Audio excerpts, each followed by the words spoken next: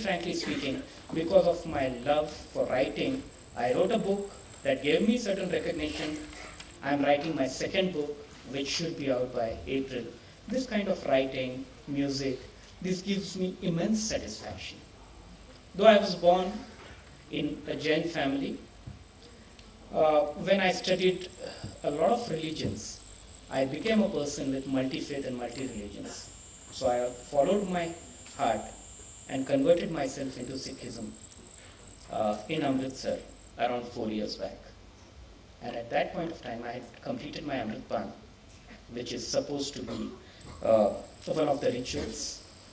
Okay, my friends would be aware of it, because I found that certain principles which there really appealed me. So I went against the conventions and traditions and followed my heart. It gives me satisfaction. And anything that you would do, if you're not happy about, simply don't do it. I have followed what my heart says, and I am happy that whatever I have completed so far. With that, I leave all of you with the other speaker, Modal. My time, I guess I exceeded. My apologies for that. Thank you so very much.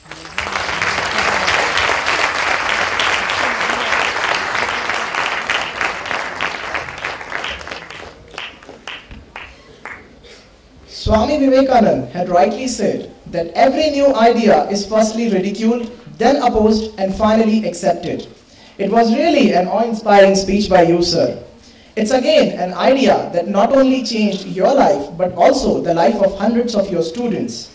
Today, with some glaring problems all around, we deliberately need such life-transforming ideas so that our posterity can also have bread and butter even in the pink of economy. Well, that was an eye-opening speech by you, sir. We came to know that our present lifestyles of running behind success is coming at a cost of our health. And if we will keep on moving like this, then surely our posterity will face the worst biological problems ever. The fact and figure shown by you has compelled us to think about it. After all, to be happy, one needs a healthy body and a sound mind. But it is rightly said by someone that it is so simple to be happy, but it is so difficult to be simple. Thank you so much, sir, for your truly enlightening speech. Ladies and gentlemen, the house is now open for questions.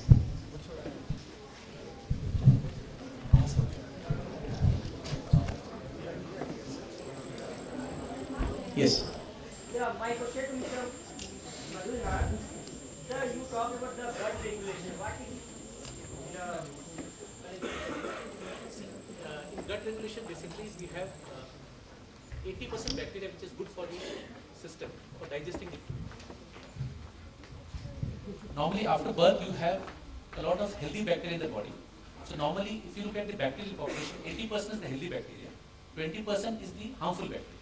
So the healthy bacteria, if they have to grow and if they have to multiply, they are very helpful for digesting the food. So their food is basically called prebiotic. Like when you have curd is probiotic. That contains certain strains which are good for the bacterial growth. But this is food for the bacteria because this sweetener is not broken down as a sugar. So it is going into the intestine, where it is used by the intestine as a food, and that helps them to multiply. So your digestive system improves. And sir, one more question is that, sir, if we want to decide the balance diet which we take in regular life, then how can we decide that what balance diet we should take in this younger generation? I can send you a diet chart. Basically, the only thing is you have to have a balance of, I think carbohydrate intake has to be reduced. Because Indians generally, we are prone to diabetes very fast because of food habits. Because carbohydrate intake is very high. So we need to reduce the intake of carbohydrate. And we need to have those foods which are more with fibers. If you have more fiber in your diet, so that will help your body to have calories which come slowly in the body.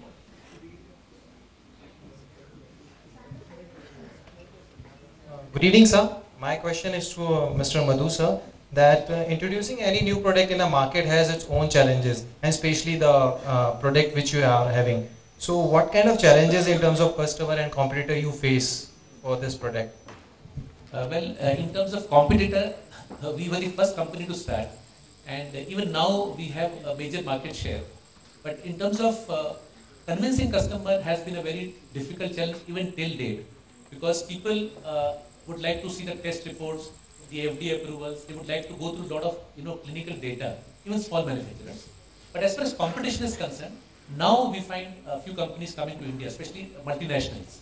But since we have already done work in the last 6 years, the work that we have done and the first mover's advantage has helped us to remain as the market leader in this sector.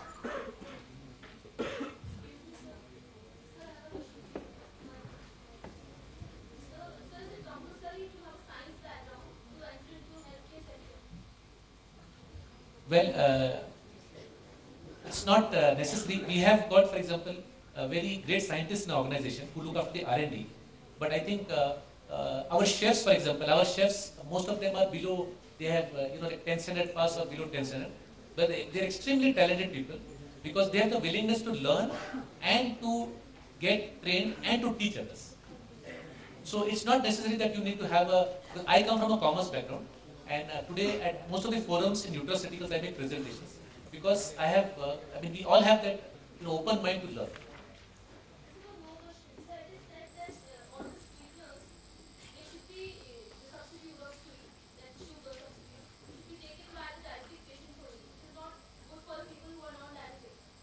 Well, no, that's a perception that like I told you, that even if you are not sick, it's not product for sickness; it is for wellness.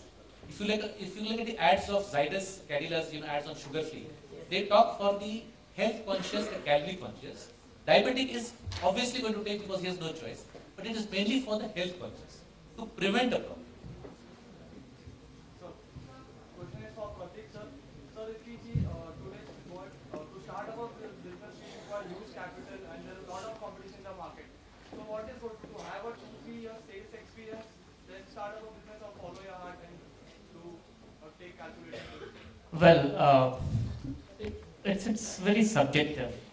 If you're open to take that risk and if you have a stronger conviction and if you're not very comfortable in the work that you are doing, I would simply say give up, follow your heart, do your best, be passionate about whatever you're doing, and the money, capital, investors, everything follows. I forgot to share one story that during 2001 when the IT recession happened, one of the competitors made a bid saying that we would like to buy you out and take you out of this entire slump that you have been in, and he promised us something which was 3 times greater than the net worth at that point of time that we had. We asked a question to ourselves, what would we do with that money? Either we would invest in some company or we would simply spend. Now, we're not spendthrifts, so definitely we would invest in some company. So why invest in some other company? Why not invest in yourselves? So we kind of deferred that. It was much an easier choice for us to get through. But we always followed our heart, and that has paid back. Now eventually the competitor who wanted to buy us out during 2001 closed down in 2007. I mean, that's a different story. I would strongly say that if you're not comfortable even for a moment in the things that you're doing, simply don't do it. That way you're deceiving yourself. Simply follow, put yourself in, give more than 100%, and all the means such as capital, investors, everything will flow in. We get investors' proposals almost every month when people would like to invest in. So if people see you performing, they see you, your caliber, they see that you've got brilliant and bright ideas, there are investors who would fund you with the capital. Is that the answer? Go on. You have a question. Not enough. Okay. So in such a case, my one-liner is simply follow your heart. And give your best, and the rest will follow. Alright? Thank you. Thank you so much, sir. I now request Mr. Anudeep Nair to please join us on stage to felicitate our guest with a souvenir as an expression of our gratitude.